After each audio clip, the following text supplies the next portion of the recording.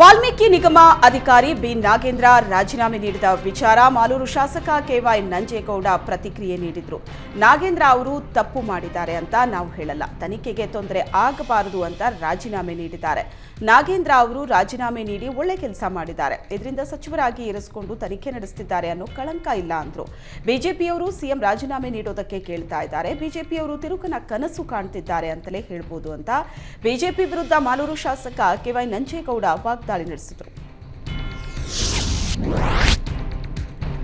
ದಾವಣಗೆರೆಯಲ್ಲಿ 26 ವರ್ಷಗಳ ನಂತರ ಕಾಂಗ್ರೆಸ್ನಿಂದ ಮಹಿಳಾ ಅಭ್ಯರ್ಥಿ ಡಾಕ್ಟರ್ ಪ್ರಭಾ ಮಲ್ಲಿಕಾರ್ಜುನ್ ನೂತನ ಸಂಸದೆಯಾಗಿ ಆಯ್ಕೆಯಾಗಿದ್ದಾರೆ. ಕಾಂಗ್ರೆಸ್ ಕಾರ್ಯಕರ್ತರಲ್ಲಿ ಸಂಭ್ರಮ ಮನೆ ಮಾಡಿದೆ. ಈ ಬಾರಿ ದಾವಣಗೆರೆ ಲೋಕಸಭಾ ಚುನಾವಣೆಯಲ್ಲಿ ಕಾಂಗ್ರೆಸ್ ಅಭ್ಯರ್ಥಿ ಗೆಲ್ಲಬೇಕು ಅಂತ ನಗರ ದೇವತೆ ದುರ್ಗಾಂಬಿಕಾ ದೇವಿಗೆ ಕಾಂಗ್ರೆಸ್ ಕಾರ್ಯಕರ್ತರು ಹರಕೆ ಹೊತ್ತಿದ್ರು. ಅದರಂತೆ ಕಾಂಗ್ರೆಸ್ ಅಭ್ಯರ್ಥಿ ಗೆಲುವು ಸಾಧಿಸಿದ್ದು. ಇಂದು 18ನೇ ವಾರ್ಡ್ನ ಕಾಂಗ್ರೆಸ್ ಕಾರ್ಯಕರ್ತರು ನಗರ ದೇವತೆಗೆ 101 ತೆಂಗಿನಕಾಯಿ ಒಡೆದು ಹರಕೆ ತೀರಿಸಿದರು. ಲೋಕಸಭೆ ಚುನಾವಣೆಯಲ್ಲಿ ಕಾಂಗ್ರೆಸ್ ಗ್ಯಾರಂಟಿ ಯೋಜನೆ ವರ್ಕ್ ಆಗಿದೆಯಾ ಇಲ್ವಾ ಅನ್ನೋ ವಿಚಾರಕ್ಕೆ ಕೊಳ್ಳೇಗಾಲ ಶಾಸಕ ಎಆರ್ ಕೃಷ್ಣಮೂರ್ತಿ ಪ್ರತಿಕ್ರಿಯೆ ನೀಡಿದ್ದಾರೆ. ಚುನಾವಣಾ ಪ್ರಚಾರಕ್ಕೆ ಹೋದ ಕಡೆ ಎಲ್ಲಾ ಮಹಿಳೆಯರು ಕೈ ಮುಗಿತಾ ಇದ್ರು, ಒಳ್ಳೆ ಗ್ಯಾರಂಟಿ ಯೋಜನೆ ಕೊಟ್ಟಿದ್ದೀರಾ ಅಂತಿದ್ರು. ಎಲ್ಲಾ ಧರ್ಮ ಜಾತಿಯವರು ಕೂಡ ಗ್ಯಾರಂಟಿ ಯೋಜನೆ ಫಲ ಪಡೆದಿದ್ದಾರೆ. ಆದರೆ ಬಿಜೆಪಿಯವರು ಪ್ರಚಾರದ ವೇಳೆ ಧರ್ಮದ ವಿಚಾರವನ್ನ ಮಾತಾಡಿದ್ದಾರೆ ಹೊರತು ಎಲ್ಲೂ ಅಭಿವೃದ್ಧಿ ಬಗ್ಗೆ ಮಾತಾಡಿಲ್ಲ. ಅವರು ಅದಾನಿ ಅಂಬಾನಿ ಅಂತವರಿಗಷ್ಟೇ ಅನುಕೂಲ ಮಾಡಿಕೊಟ್ಟಿದ್ದಾರೆ. ಸಾಮಾಜಿಕ ನೆಲೆಗಟ್ಟಿನ ಮೇಲೆ ಕಾಂಗ್ರೆಸ್ನ 5 ಗ್ಯಾರಂಟಿಯಿಂದ ಜನರಿಗೆ ಅನುಕೂಲ ಆಗಿದೆ ಅಂತ ಬಿಜೆಪಿ ವಿರುದ್ಧ ಶಾಸಕ ಎಆರ್ ಕೃಷ್ಣಮೂರ್ತಿ ವಾಗ್ದಾಳಿ ನಡೆಸಿದರು. ಬೆಳಗಾವಿಯ ಕಾಂಗ್ರೆಸ್ ನಾಯಕರಲ್ಲಿ ಭಿನ್ನಮತ ಸ್ಫೋಟವಾಗಿದೆ. ಕಾಂಗ್ರೆಸ್ ಶಾಸಕರ ವಿರುದ್ಧ ಸಚಿವ ಸತೀಶ್ ಜಾರಕಿಹೊಳಿ ಬಹಿರಂಗವಾಗಿ ಅಸಮಾಧಾನವನ್ನ ವ್ಯಕ್ತಪಡಿಸಿದ್ದಾರೆ. ಸತೀಶ್ ಜಾರಕಿಹೊಳಿ ಸವದಿ ಮತ್ತು ತಮ್ಮಣ್ಣನವರ್ ವಿರುದ್ಧ ಗುಡುಗಿದ್ರು. ಸಚಿವರು ಶಾಸಕರ ಮೇಲೆ ಅಸಮಾಧಾನವನ್ನ ಹೊರಹಾಕ್ತಾ ಇದ್ದಂತೆ ಕುಡಚಿ ಶಾಸಕ ಮಹೇಂದ್ರ ತಮ್ಮಣ್ಣನವರ್ ಅಥಣಿ ಶಾಸಕ ಲಕ್ಷ್ಮಣ್ ಸವದಿ ನಿವಾಸಕ್ಕೆ ಭೇಟಿ ನೀಡಿದ್ರು. ಸವದಿ ನಿವಾಸದಲ್ಲಿ ಇಬ್ಬರು ಶಾಸಕರು 1 ಗಂಟೆಗಳ ಕಾಲ ಸಮಾಲೋಚನೆ ನಡೆಸಿದರು. ದಕ್ಷಿಣ ಕನ್ನಡದಲ್ಲಿ ಕಾಂಗ್ರೆಸ್ ಜಿಲ್ಲಾಧ್ಯಕ್ಷ ಹಾಗೂ ಕಾರ್ಯಕರ್ತರ ನಡುವೆ ರಾಜೀನಾಮೆ ಜಟಾಪಟಿ ಜೋರಾಗಿದೆ. ಕಾಂಗ್ರೆಸ್ ಜಿಲ್ಲಾಧ್ಯಕ್ಷ ಹರೀಶ್ ಕುಮಾರ್ ಸೋಲಿನ ಹೊಣೆ ಹೊತ್ತು ರಾಜೀನಾಮೆ ನೀಡಬೇಕು ಅಂತ ಕಾರ್ಯಕರ್ತರು ಪಟ್ಟು ಹಿಡಿದಿದ್ದು ಸಾಮಾಜಿಕ ಜಾಲತಾಣದಲ್ಲಿ ಅಭಿಯಾನ ನಡೆಸಿದ್ದಾರೆ. ಈ ವಿಚಾರವಾಗಿ ಪ್ರತಿಕ್ರಿಯೆ ನೀಡಿದ ದಕ್ಷಿಣ ಕನ್ನಡ ಕಾಂಗ್ರೆಸ್ ಜಿಲ್ಲಾಧ್ಯಕ್ಷ ಹರೀಶ್ ಕುಮಾರ್, ಯಾರೋ ರಾಜೀನಾಮೆ ಕೇಳಿದ್ರು ಅಂತ ರಾಜೀನಾಮೆ ಕೊಡೋದಕ್ಕೆ ಸಾಧ್ಯವಿಲ್ಲ.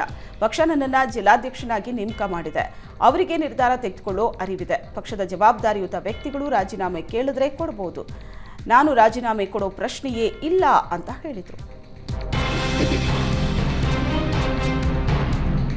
ಈಶಾನ್ಯ ಪದವೀಧರ ಕ್ಷೇತ್ರದ ಎಂಎಲ್ಸಿ ಚುನಾವಣೆಯಲ್ಲಿ ಕಾಂಗ್ರೆಸ್ ಅಭ್ಯರ್ಥಿ ಗೆಲುವು ಸಾಧಿಸಿದ್ದಾರೆ. ಈ ಹಿನ್ನೆಲೆ ಕೊಪ್ಪಳದಲ್ಲಿ ಕಾಂಗ್ರೆಸ್ ಕಾರ್ಯಕರ್ತರು ವಿಜಯೋತ್ಸವ ನಡೆಸಿದ್ದಾರೆ. ನಗರದ ಅಶೋಕ ವೃತ್ತದಲ್ಲಿ ಕಾಂಗ್ರೆಸ್ ಕಾರ್ಯಕರ್ತರು ಪಟಾಕಿ ಸಿಡಿಸಿ ಪರಸ್ಪರ ಸಿಹಿ ತಿನ್ನಿಸಿ ಸಂಭ್ರಮಿಸಿದ್ದಾರೆ. 2019ರ ನನ್ನ ಸೋಲಾಗಿರಲಿಲ್ಲ, ನಮ್ಮಿಂದಾದ ತಪ್ಪುಗಳಿಂದ ಹಿನ್ನಡೆ ಆಯಿತು ಅಂತ ಜೆಡಿಎಸ್ ರಾಜ್ಯಾಧ್ಯಕ್ಷ ನಿಖಿಲ್ ಕುಮಾರಸ್ವಾಮಿ ಹೇಳಿದ್ದಾರೆ. ಮಂಡ್ಯ ಜನ ನನಗೆ ಹೃದಯದಲ್ಲಿ ಸ್ಥಾನ ನೀಡಿದ್ದಾರೆ. ಕುಮಾರಣ್ಣ ಸಿಎಂ ಆಗಿದ್ದಾಗ ರಾಜ್ಯಕ್ಕೆ ಅಪಾರ ಕೊಡುಗೆ ಕೊಟ್ಟಿದ್ರು. ಮಂಡ್ಯದಲ್ಲಿ ಕುಮಾರಣ್ಣ ಸ್ಪರ್ಧಿಸುವಂತೆ ಕಾರ್ಯಕರ್ತರು ಅಪೇಕ್ಷಿಸಿದ್ರು. ಎಲ್ಲ ವರ್ಗದವರು ಕುಮಾರಣ್ಣನವರನ್ನ ಹೆಚ್ಚಿನ ಅಂತರದಿಂದ ಆಯ್ಕೆ ಮಾಡಿದ್ದಾರೆ. ಎಚ್ಡಿಕೆ 5 ವರ್ಷ ಪ್ರಾಮಾಣಿಕವಾಗಿ ಕೆಲಸ ಮಾಡ್ತಾರೆ. ಕುಮಾರಣ್ಣನ ಮೇಲೆ ಇಟ್ಟಿರೋ ಗೌರವ, ಪ್ರೀತಿ, ವಿಶ್ವಾಸ ಉಳಿಸ್ಕೊಳ್ತೀವಿ ಅಂತ ನಿಖಿಲ್ ಹೇಳಿದ್ದಾರೆ. ಹನುಮಧ್ವಜ ವಿವಾದಕ್ಕೆ ಕಾರಣವಾಗಿದ್ದ ಮಂಡ್ಯ ತಾಲೂಕಿನ ಕೆರಗೋಡು ಗ್ರಾಮಕ್ಕೆ ನಿಖಿಲ್ ಕುಮಾರಸ್ವಾಮಿ ಭೇಟಿ ನೀಡಿದರು. ವಿವಾದಿತ ಧ್ವಜ ಸ್ತಂಭಕ್ಕೆ ಜೆಡಿಎಸ್ ನಾಯಕ ನಿಖಿಲ್ ಕುಮಾರಸ್ವಾಮಿ ಪೂಜೆ ಸಲ್ಲಿಸಿದರು. ನಿಖಿಲ್ಗೆ ಜೆಡಿಎಸ್ ನಾಯಕರು ಮತ್ತು ಕೆರಗೋಡು ಗ್ರಾಮಸ್ಥರು ಸಾಥ್ ನೀಡಿದರು. ಕೆಲ ತಿಂಗಳ ಹಿಂದಷ್ಟೇ ಕೆರಗೋಡು ಗ್ರಾಮ ಅಕ್ಷರಶಃ ರಣರಂಗವಾಗಿ ರೂಪುಗೊಂಡಿತ್ತು. ರಾಜಕೀಯ ನಾಯಕರ ನಡುವೆ ಕೆಸರೆರಚಾಟಕ್ಕೂ ಕಾರಣವಾಗಿತ್ತು. ಕಾಂಗ್ರೆಸ್ ವಿರುದ್ಧ ಜೆಡಿಎಸ್ ಮತ್ತು ಬಿಜೆಪಿ ಸಮರ ಸಾರಿತ್ತು. ಇದೆಲ್ಲದಕ್ಕೂ ಕಾರಣವಾಗಿದ್ದ ಧ್ವಜಸ್ತಂಭಕ್ಕೆ ಇಂದು ನಿಖಿಲ್ ಪೂಜೆ ಸಲ್ಲಿಸಿದ್ದು ಹಲವು ಪ್ರಶ್ನೆ ಉಲ್ಬಣಗೊಳ್ಳುವಂತೆ ಮಾಡಿದೆ. ದಾವಣಗೆರೆ ಜಿಲ್ಲೆಯ ಅಂಗನವಾಡಿ ಕೇಂದ್ರಗಳಿಗೆ ಕಳಪೆ ಆಹಾರ ಪದಾರ್ಥಗಳನ್ನು ಪೂರೈಕೆ ಮಾಡಲಾಗುತ್ತಿದೆ. ದಾವಣಗೆರೆ ತಾಲೂಕಿನ ಕೊಡಗನೂರು, ಕೊಗ್ಗನೂರು ಅಂಗನವಾಡಿ ಕೇಂದ್ರಗಳಿಗೆ ಶಾಸಕ ಕೆಎಸ್ ಬಸವಂತಪ್ಪ ಭೇಟಿ ನೀಡಿ ಪರೀಕ್ಷಿಸಿದರು.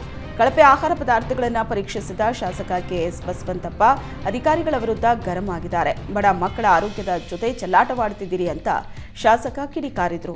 ಆಹಾರ ಪೂರೈಕೆ ಟೆಂಡರ್ದಾರರ ವಿರುದ್ಧ ಕ್ರಮ ಕೈಗೊಳ್ಳುವಂತೆ ಕೆಎಸ್ ಬಸವಂತಪ್ಪ ಹೇಳಿದರು. ಚಿಕ್ಕಬಳ್ಳಾಪುರ ಶಾಸಕ ಪ್ರದೀಪ್ ಈಶ್ವರ್ ರಾಜೀನಾಮೆ ಪತ್ರ ವೈರಲ್ ಮಾಡಿದ್ದಕ್ಕಾಗಿ ಯೂತ್ ಕಾಂಗ್ರೆಸ್ ಕಾರ್ಯದರ್ಶಿ ಜಗದೀಶ್ ಉಚ್ಚಾಟಿಸಲಾಗಿದೆ. ಈ ಬಾರಿ ಲೋಕಸಭಾ ಚುನಾವಣೆಯಲ್ಲಿ ಯೂತ್ ಕಾಂಗ್ರೆಸ್ ಕಾರ್ಯದರ್ಶಿ ಜಗದೀಶ್ ಡಾಕ್ಟರ್ ಕೆ ಸುಧಾಕರ್ ಪರ ಕೆಲಸ ಮಾಡಿದ ಆರೋಪ ಕೇಳಿಬಂದಿತ್ತು. ಇದಲ್ಲದೆ ಕಾಂಗ್ರೆಸ್ ಶಾಸಕ ಪ್ರದೀಪ್ ಈಶ್ವರ್ ನಕಲಿ ರಾಜೀನಾಮೆ ಪತ್ರವನ್ನು ವೈರಲ್ ಮಾಡಿದ್ದು ಅಲ್ಲದೆ ಪ್ರದೀಪ್ ಈಶ್ವರ್ ಮನೆಗೆ ಕಲ್ಲು ಹೊಡೆಸಿದ ಆರೋಪವು ಜಗದೀಶ್ ವಿರುದ್ಧ ಕೇಳಿಬಂದಿತ್ತು. ಈ ಎಲ್ಲ ಆರೋಪಗಳ ಮೇಲೆ ಜಗದೀಶ್ರನ್ನ 6 ವರ್ಷ ಕಾಂಗ್ರೆಸ್ ಪಕ್ಷದಿಂದ ಉಚ್ಚಾಟನೆ ಮಾಡಲಾಗಿದೆ. ಕಾಂಗ್ರೆಸ್ ಶಿಸ್ತು ಪಾಲನಾ ಸಮಿತಿ ಅಧ್ಯಕ್ಷ ಕೆ ರೆಹಮಾನ್ ಖಾನ್ ಉಚ್ಚಾಟನೆ ಮಾಡಿ ಆದೇಶ ಹೊರಡಿಸಿದ್ದಾರೆ.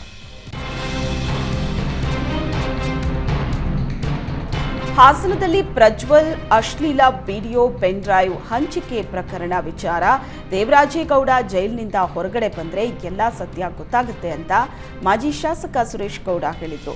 ಈ ಚುನಾವಣೆ ಸಂದರ್ಭ ಯಾರ್ಯಾರು ಏನೇನು ಕರ್ಮ ಮಾಡಿದ್ದಾರೆ ಆ ಕರ್ಮವನ್ನು ಪುಣ್ಯಾತ್ಮರು ಅನುಭವಿಸ್ತಾರೆ. ದೇವರಾಜೇಗೌಡ ಜೈಲಿಗೆ ಹೋಗೋ ಮುನ್ನ ಒಂದಷ್ಟು ಜನರ ಮುಖವಾಡ ಬಯಲು ಮಾಡಿದ್ದಾರೆ. ಹೊರಗಡೆ ಬಂದು ಇನ್ನೊಂದಷ್ಟು ಮಂದಿಯ ಮುಖವಾಡ ಬಯಲು ಮಾಡ್ತಾರೆ ಅಂತ ಮಾಜಿ ಶಾಸಕ ಸುರೇಶ್ ಗೌಡ ಹೇಳಿದರು.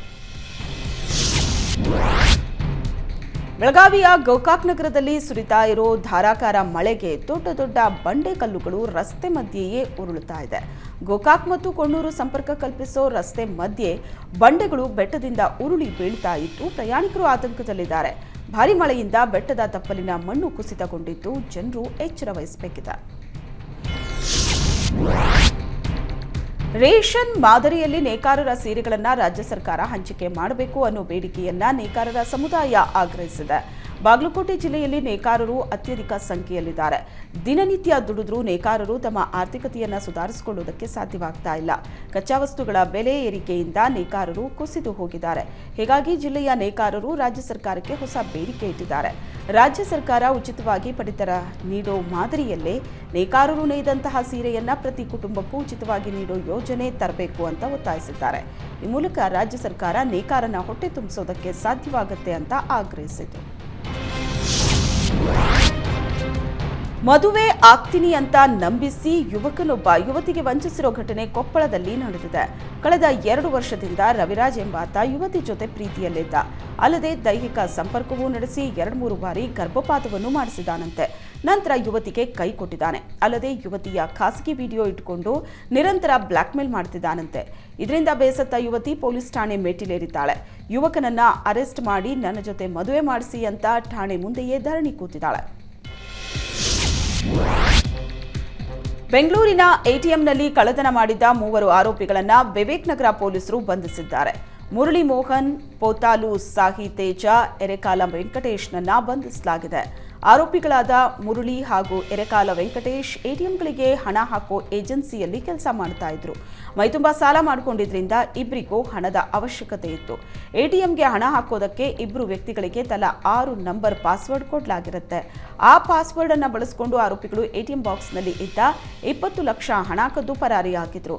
ಸದ್ಯ ವಿವೇಕ್ ನಗರ ಪೊಲೀಸರು ಆರೋಪಿಗಳನ್ನು ಪತ್ತೆ ಹಚ್ಚಿ ಬಂಧಿಸಿದ್ದಾರೆ.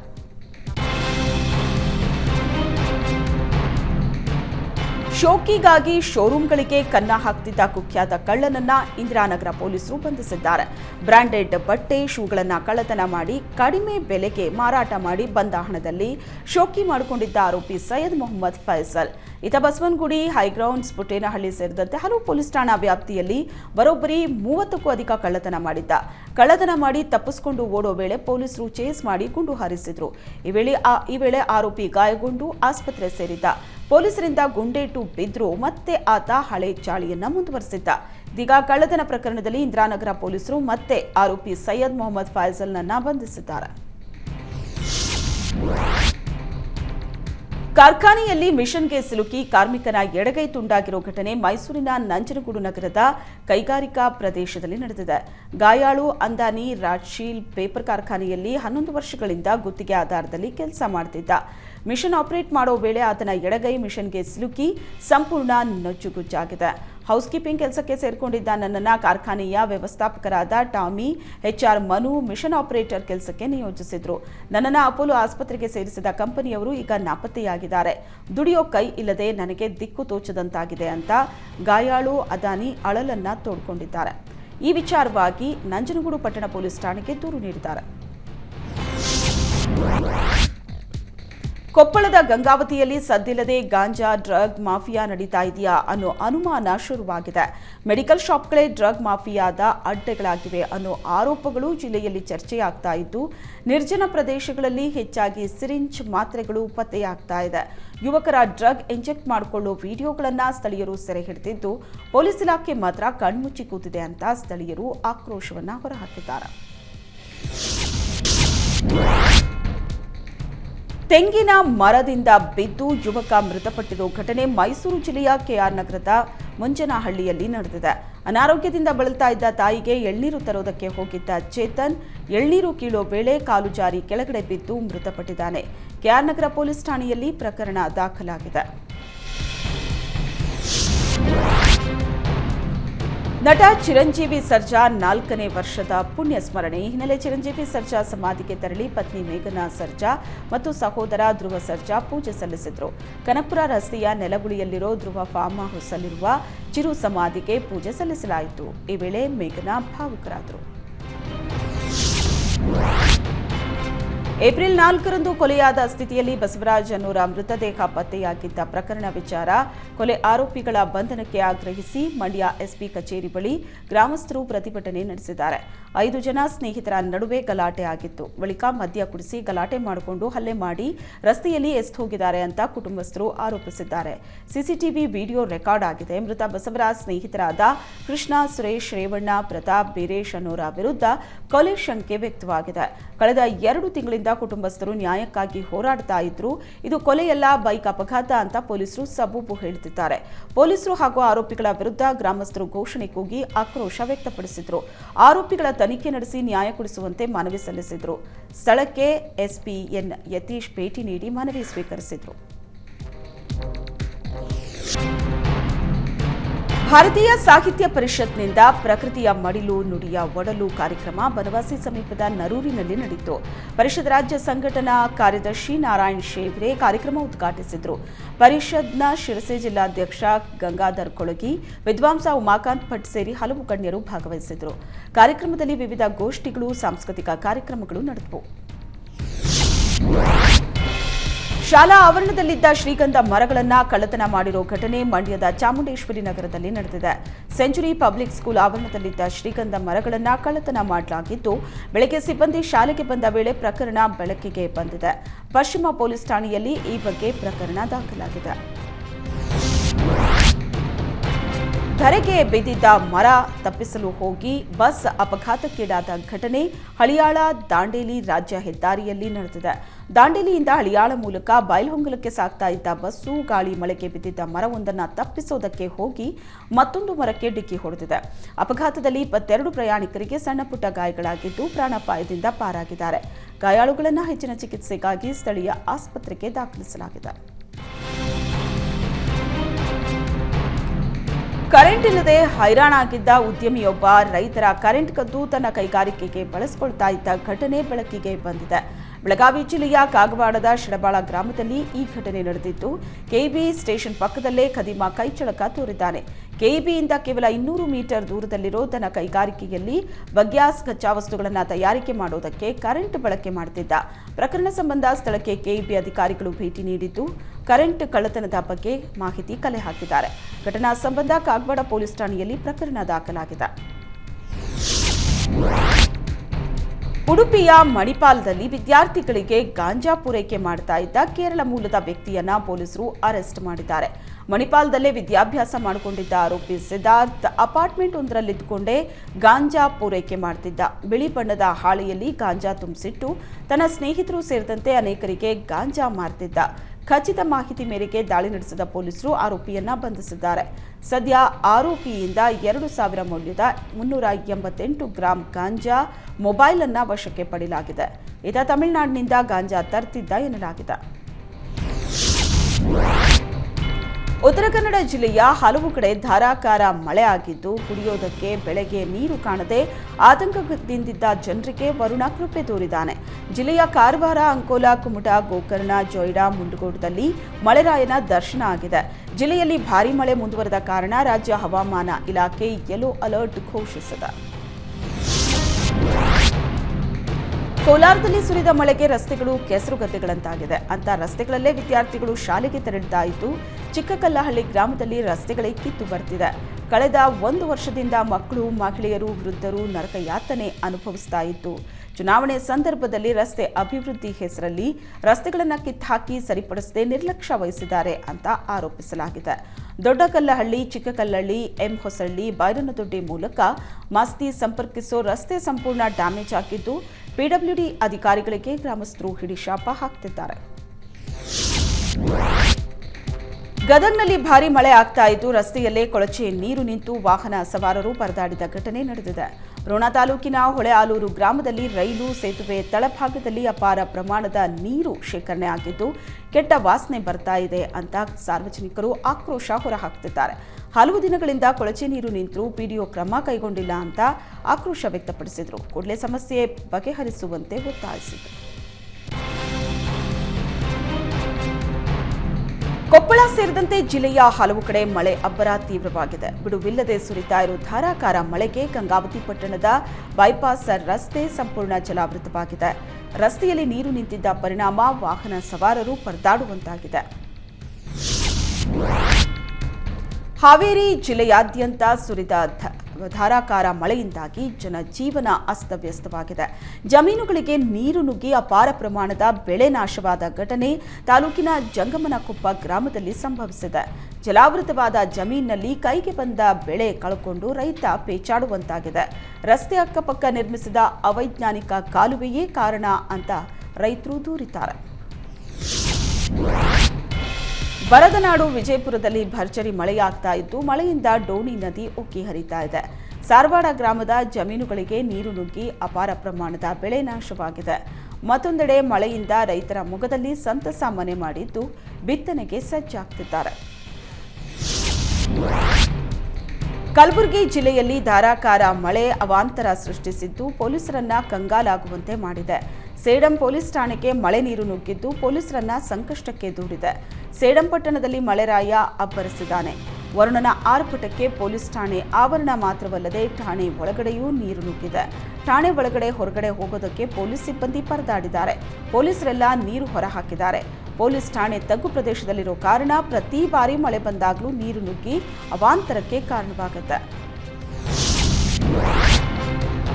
ಯಾದಗಿರಿ ಜಿಲ್ಲೆಯಾದ್ಯಂತ ಸುರಿದ ಭಾರೀ ಮಳೆಗೆ ಜನಜೀವನ ಅಸ್ತವ್ಯಸ್ತಗೊಂಡಿದೆ. ಕಳೆದ 4 ದಿನದಿಂದ ವರುಣನ ಅಬ್ಬರ ಹೆಚ್ಚಾಗಿದ್ದು ಜನಸಾಮಾನ್ಯರು ಪರದಾಡುವಂತಾಗಿದೆ. ಮತ್ತೊಂದು ಕಡೆ ಜಿಲ್ಲೆಯಲ್ಲಿ ಆದ ಉತ್ತಮ ಮಳೆಯಿಂದ ರೈತರ ಮುಖದಲ್ಲಿ ಮಂದಹಾಸ ಬೀರಿದ್ದು ರೈತರು ಬಿತ್ತನೆ ಕಾರ್ಯಕ್ಕೆ ಮುಂದಾಗಿದ್ದಾರೆ. ಧಾರಾಕಾರ ಮಳೆಗೆ ಹಳ್ಳದಲ್ಲಿ ಬೈಕ್ ಜೊತೆ ಯುವಕನೊಬ್ಬ ಕೊಚ್ಚಿ ಹೋದ ಘಟನೆ ಯಲಬುರ್ಗಾ ತಾಲೂಕಿನ ಚಿಕ್ಕೊಪ್ಪ ಬಳಿ ನಡೆದಿದೆ.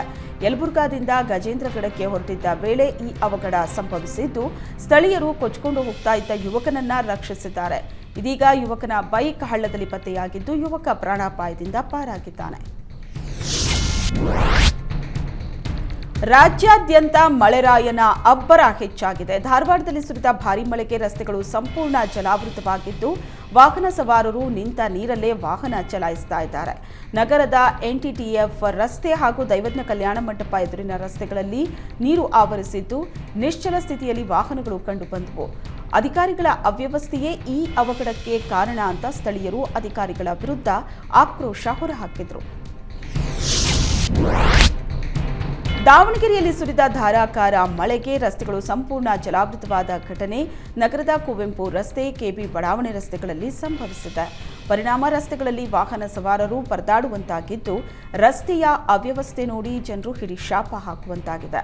ಮತ್ತೊಂದು ಕಡೆ ಜಿಲ್ಲೆಯಲ್ಲಿ ಆದ ಉತ್ತಮ ಮಳೆಯಿಂದಾಗಿ ರೈತರು ಫುಲ್ ಖುಷ್ ಆಗಿದ್ದಾರೆ. ಗಡಿನಾಡು ಚಾಮರಾಜನಗರದಲ್ಲಿ ಸುರಿದ ಧಾರಾಕಾರ ಮಳೆಗೆ ರಸ್ತೆಗಳು ಕೆರೆಯಂತಾಗಿದೆ. ವಾಹನ ಸವಾರರು ಪರದಾಡುವಂತಾಗಿದೆ. ರಸ್ತೆ ದುಸ್ಥಿತಿಗೆ ಬೇಸತ್ತ ರೈತರು ಪಿಡಬ್ಲ್ಯೂಡಿ ಅಧಿಕಾರಿಗಳಿಗೆ ಚಳಿ ಬಿಡಿಸಿದ ಘಟನೆ ನಗರದ ಗುಂಡ್ಲುಪೇಟೆ ಮುಖ್ಯ ರಸ್ತೆಯಲ್ಲಿ ಕಂಡುಬಂದಿದೆ. ಬಾಗಲಕೋಟೆ ಜಿಲ್ಲೆಯಲ್ಲಿ ಕೆಲ ದಿನಗಳಿಂದ ಸುರಿದ ಭಾರೀ ಮಳೆಯಿಂದಾಗಿ ಅಲ್ಲಲ್ಲಿ ಮಿನಿ ಫಾಲ್ಸ್ಗಳು ಜೀವ ತಾಳಿವೆ. ಬಾದಾಮಿಯ ಮೇಣದ ಬಸದಿ ಬಳಿ ಇರೋ ಅಕ್ಕ ತಂಗಿಯರ ಮಿನಿ ಫಾಲ್ಸ್ ಇದೀಗ ಧುಮ್ಮಿಕ್ಕಿ ಹರಿತಾ ಇದೆ. ಈ ಹಿನ್ನೆಲೆ ಬಾದಾಮಿಗೆ ಪ್ರವಾಸಿಗರ ದಂಡು ಹೆಚ್ಚಾಗಿದ್ದು ದೃಶ್ಯ ವೈಭವವನ್ನು ಕಣ್ತುಂಬಿಕೊಳ್ತಿದ್ದಾರೆ.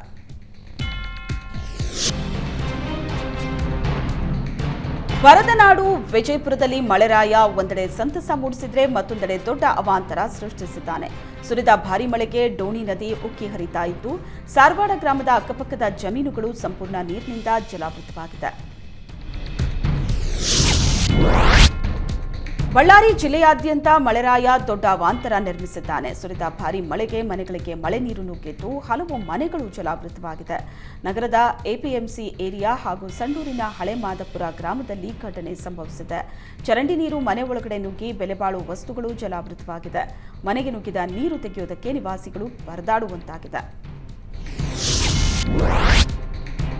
ಬಾಗಲಕೋಟೆ ಸೇರಿ ಸುತ್ತಮುತ್ತಲಿನ ಜಿಲ್ಲೆಗಳಲ್ಲಿ ಮಳೆ ಅಬ್ಬರ ಜೋರಾಗಿದ್ದು, ಜಿಲ್ಲೆಯ ಬಾದಾಮಿ, ಜಮಖಂಡಿ ಭಾಗದಲ್ಲಿ ಉತ್ತಮ ಮಳೆಯಾಗಿದೆ. ಸುರಿದ ಧಾರಾಕಾರ ಮಳೆಗೆ ಮಲಪ್ರಭಾ ನದಿಯ ಒಡಲು ತುಂಬಿದ್ದು, ರೈತರು ಮಾತ್ರ ಫುಲ್ ಖುಷಿಯಾಗಿದ್ದಾರೆ. ಬಿಸಿಲಿನಿಂದ ಕಂಗೆಟ್ಟಿದ್ದ ಜಿಲ್ಲೆಯ ರೈತರ ಮೊಗದಲ್ಲಿ ಮಳೆರಾಯ ಸಂತಸ ತಂದಿದ್ದಾನೆ. ಬೆಣ್ಣೆನಗರಿ ದಾವಣಗೆರೆಯಲ್ಲಿ ಸುರಿದ ಭಾರೀ ಮಳೆಗೆ ಖಾಸಗಿ ಬಸ್ ನಿಲ್ದಾಣ ಸಂಪೂರ್ಣ ಜಲಾವೃತವಾಗಿದೆ. ಜಿಲ್ಲೆಯ ಹೊನ್ನಾಳಿ ಪಟ್ಟಣದಲ್ಲಿರೋ ಖಾಸಗಿ ಬಸ್ ನಿಲ್ದಾಣ ಮಳೆಯಿಂದಾಗಿ ಜಲಾವೃತವಾಗಿದೆ. ಸುರಿದ ಭಾರೀ ಮಳೆಗೆ ನಿಲ್ದಾಣದಲ್ಲಿ ಮೊಣಕಾಲು ಮಟ್ಟಕ್ಕೆ ನೀರು ನಿಂತಿದ್ದು, ಪ್ರಯಾಣಿಕರು ಸವಾರರು ಪರದಾಡುವಂತಾಗಿದೆ. ಸದ್ಯ ನಿಲ್ದಾಣದಲ್ಲಿ ಕೆರೆ ವಾತಾವರಣ ನಿರ್ಮಾಣವಾಗಿದ್ದು, ಸೂಕ್ತ ಚರಂಡಿ ವ್ಯವಸ್ಥೆ ಇಲ್ಲದ ಕಾರಣ ಅವಘಡ ನಡೆದಿದೆ ಅಂತ ಜನ ಆಕ್ರೋಶ ವ್ಯಕ್ತಪಡಿಸಿದರು. 2,000 ಸಾಲದ ವಿಚಾರಕ್ಕೆ ವ್ಯಕ್ತಿಯೋರ್ವ ತನ್ನ ಗೆಳೆಯನ ಕಪಾಳಕ್ಕೆ ಹೊಡೆದು ಕೊಂದು ಮುಗಿಸಿದ ಘಟನೆ ಚಾಮರಾಜನಗರದ ಗುಂಡ್ಲುಪೇಟೆಯಲ್ಲಿ ನಡೆದಿದೆ. ಮಾದಪ್ಪ ಎಂಬಾತ ಮೃತಪಟ್ಟ ವ್ಯಕ್ತಿ. ಕಳೆದೊಂದು ವಾರದ ಹಿಂದೆ ಮಲ್ಲ ಅನ್ನೋನಿಂದ 2,000 ಸಾಲ ಪಡೆದಿದ್ದ ಮಾದಪ್ಪ ಹಣ ಕೊಟ್ಟಿರಲಿಲ್ಲ. ಇದಕ್ಕೆ ಕೋಪಗೊಂಡ ರಮೇಶ್ ಹಾಗೂ ಮಲ್ಲ ಎಂಬಾತರು ಕುಡಿಯೋದಕ್ಕೆ ಅಂತ ಕರೆಸಿ ಹತ್ಯೆಗೈದಿದ್ದಾರೆ. ಘಟನೆ ಸಂಬಂಧ ಗುಂಡ್ಲುಪೇಟೆ ಪೊಲೀಸ್ ಠಾಣೆಯಲ್ಲಿ ಪ್ರಕರಣ ದಾಖಲಿಸಲಾಗಿದೆ. ರಾಯಚೂರು ಜಿಲ್ಲೆಯಲ್ಲಿ ಕಳಪೆ ಬೀಜದ ಮಾರಾಟ ದಂಧೆ ಹೆಚ್ಚಾಗ್ತಾ ಇದ್ದು, ಅಂಗಡಿಗಳಲ್ಲೇ ರಾಜಾರೋಷವಾಗಿ ಮಾರಾಟ ಮಾಡಲಾಗ್ತಿದೆ. ಈ ಬಗ್ಗೆ ರೈತರು ದೂರು ನೀಡಿದ್ರೂ ಕೃಷಿ ಅಧಿಕಾರಿಗಳು ಮಾತ್ರ ನಿರ್ಲಕ್ಷ್ಯ ವಹಿಸಿದ್ದಾರೆ. ಕೃಷಿ ಅಧಿಕಾರಿಗಳ ಕಳ್ಳಾಟದಿಂದ ಅನ್ನದಾತರು ಬೇಸತ್ತಿದ್ದು, ಅಧಿಕಾರಿಗಳ ನಡೆಗೆ ರೈತರೇ ಅಂಗಡಿಗಳ ಮುಂದೆ ಧರಣಿ ಮಾಡಿದ್ದಾರೆ.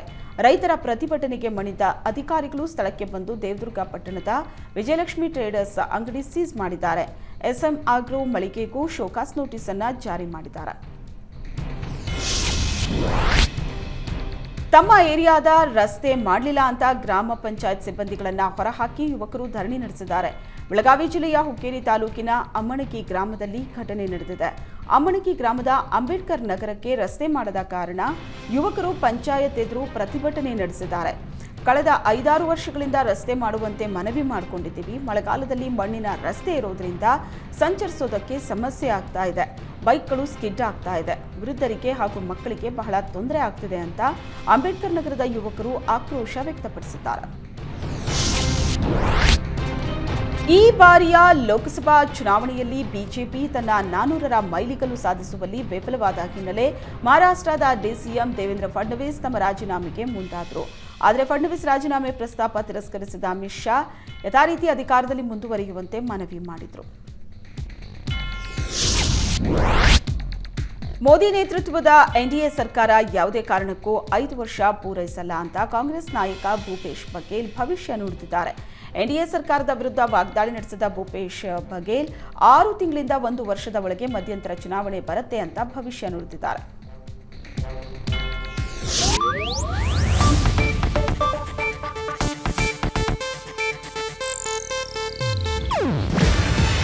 ಇದು ಏಷ್ಯಾನೆಟ್ ನ್ಯೂಸ್ ನೆಟ್ವರ್ಕ್ ಪ್ರಸ್ತುತಿ. ನೀವು ನೋಡ್ತಿದ್ದೀರಾ ಏಷ್ಯಾನೆಟ್ ಸುವರ್ಣ ನ್ಯೂಸ್.